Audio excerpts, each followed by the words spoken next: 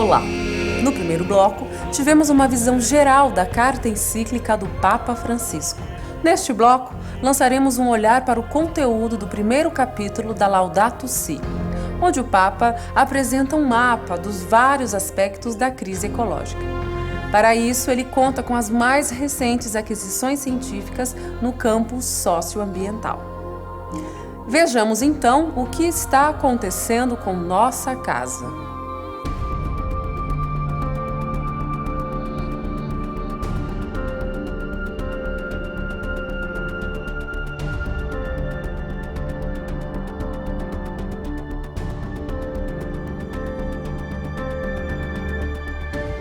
Ao olhar a realidade, que é o ponto de partida do Papa Francisco na sua carta Laudato Si, ele diz que nós temos fenômenos que são de poluição do espaço em que nós vivemos, fenômenos que são também de geração de quantidades cada vez crescentes de lixo, de restos dos produtos que nós usamos e muitas vezes inclusive descartamos sem necessidade. E por outro lado, nós também percebemos que a atmosfera está contaminada principalmente com aquilo que é jogado no espaço a partir do processo industrial, a partir dos transportes nas grandes cidades, a partir principalmente do uso de fontes fósseis para produzir energia. E por isso que o Papa vai dizer duas coisas importantes sobre isso. Ele diz que estes problemas são ligados à cultura do descarte. Significa que nós estamos tão acostumados a isso que nós achamos normal que se jogue tanto lixo, que se jogue tanta poluição para a atmosfera, que se jogue inclusive isso que vai depois produzir o aquecimento. E esse aquecimento provoca mudanças climáticas, que ele define assim: as mudanças climáticas são um problema global com graves implicações ambientais, sociais, econômicas, distributivas e políticas, constituindo atualmente um dos principais desafios para a humanidade. Então isso significa que nós temos o desafio de mudar. Nós precisamos mudar o nosso estilo de vida, nós vamos precisar mudar também, e aí com uma ação política, o modo como nós produzimos as coisas que nós precisamos e também o modo como nós consumimos, para que então nós entremos num diálogo com a natureza e ela possa voltar a viver mais equilibradamente e nós também tenhamos um melhor meio ambiente para a vida. Um melhor meio ambiente para a vida. Neste quesito, Francisco fala de outra questão muito séria ligada ao consumo da água. Em primeiro lugar, ao falar do consumo de água, devemos ressaltar o seguinte: todos nós temos em casa uma situação de salário, portanto, aquilo que nós temos como receita, e embora a gente queira fugir das despesas, elas estão sempre correndo atrás de nós. Pois bem, temos que olhar aí o equilíbrio entre a receita, aquilo que recebemos, e a despesa, aquilo que gastamos. Na questão da água, funciona da mesma forma. Temos na natureza uma disponibilidade que é determinada pelas condições do clima e das outras variáveis que estão no ambiente. E isto, como a própria encíclica ressalta, tem enormes diferenças de um lugar para outro no planeta. Então, o que ocorre? Nós temos que conhecer a disponibilidade para, em função dela, dimensionar os consumos. Nós temos 3 usos que provocam alteração nos mananciais que nós lançamos mão. Eles são a irrigação, ou o uso da água para a plantação, para os cultivos e tudo mais, que representam algo em torno de 70% de toda a água que é retirada dos mananciais. Em segundo lugar, temos o uso industrial, onde impera a questão do jogo econômico em função de lucros e de ganhar sem gastar muito com a natureza. Então, 20% de toda a água retirada dos mananciais é utilizada no uso industrial. E, por fim, o uso urbano.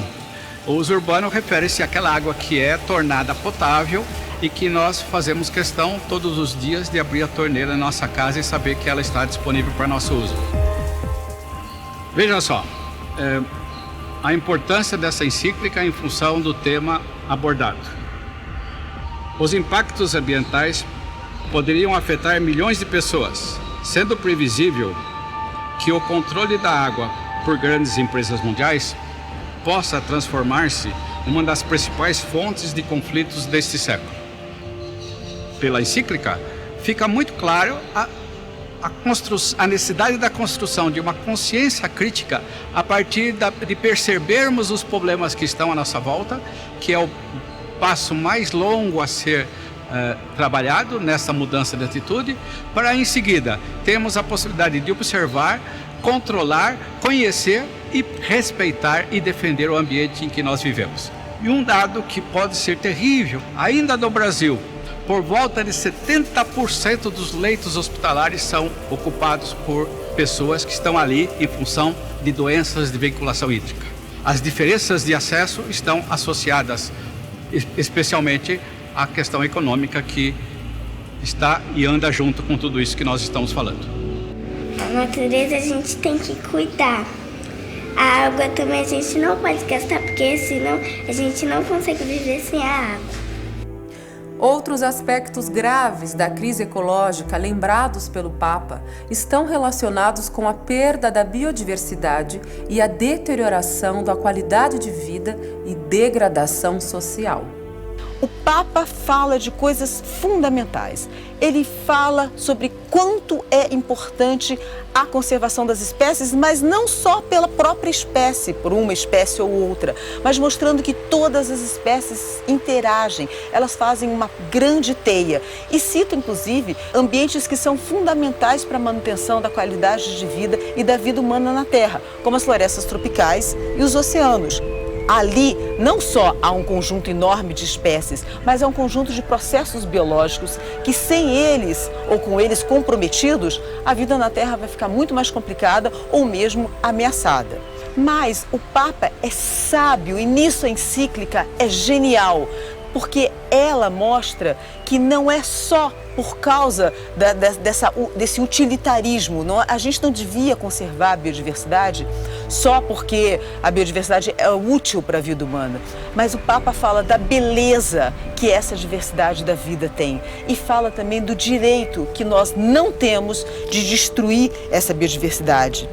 Ele diz claramente aqui: entretanto, não basta pensar nas diferentes espécies apenas como eventuais recursos exploráveis, esquecendo que possuem um valor em si mesmo.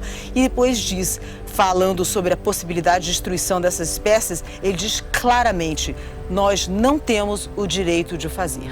E ele traz principalmente um conceito importante para nós, que é a dívida ecológica, que os ricos têm para com os pobres. Todas essas dificuldades que passamos advêm de uma relação de desigualdade. O Papa diz que, especialmente sobre os mais pobres, fracos e vulneráveis, recai todas as consequências da degradação ambiental, que muitas vezes nesses debates internacionais ou nos espaços que convivemos é dominado pelos interesses dos mais poderosos.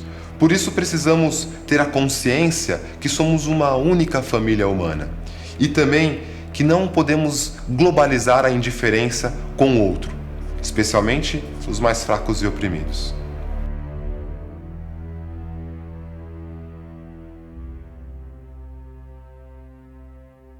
Nós não podemos deixar de reconhecer que uma verdadeira abordagem ecológica sempre se torna uma abordagem social, que deve integrar a justiça nos debates sobre o meio ambiente para ouvir tanto o clamor da terra como o clamor dos pobres.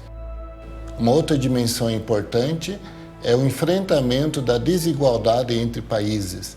Existe uma desigualdade entre os seres humanos muito explícita, percebida nas diferentes sociedades, mas também existe uma desigualdade entre os países que precisa ser enfrentada com decisão, com coragem, para que a justiça social e a justiça ambiental se faça cada vez mais presente. Basta, porém, olhar a realidade com sinceridade para ver que há uma grande deterioração da nossa casa comum. Como ele próprio tinha dito na exortação Evangelii Gaudium, a realidade precede a ideia. Nós não podemos ficar debatendo como se fosse um diálogo de surdos, ideologias apenas, que um defende a tecnologia, defende o mercado, e a outra defende algum tipo até mesmo de ambientalismo romântico. Temos que olhar para a realidade, pensar num diálogo dessas posições. Nessa encíclica há uma proposta de diagnóstico, de constatação dos fatos e, ao mesmo tempo, uma contribuição da Igreja, a partir de seu magistério social, para esse debate que irá se prosseguir, com certeza, nos próximos anos. Vimos neste bloco um quadro geral da situação ecológica do nosso planeta. Talvez não haja muita novidade naquilo que vimos aqui, mas uma das preocupações do Papa Francisco é exatamente essa: o perigo de estarmos acostumados com os problemas ao nosso redor e de nos acomodar, sem fazer esforço algum para melhorar esta situação no cuidado de nossa casa comum. Pense um pouco sobre isso. Compartilhe os seus sentimentos com a sua família, com a sua comunidade. O cuidado com as flores do jardim, com as matas, os rios e mananciais. O cuidado com o ar e os biomas, com a terra e com os animais. O cuidado com o ser em gestação, com as crianças um amor especial. O cuidado com doentes e idosos, pelos pobres opção preferencial. Tudo está interligado.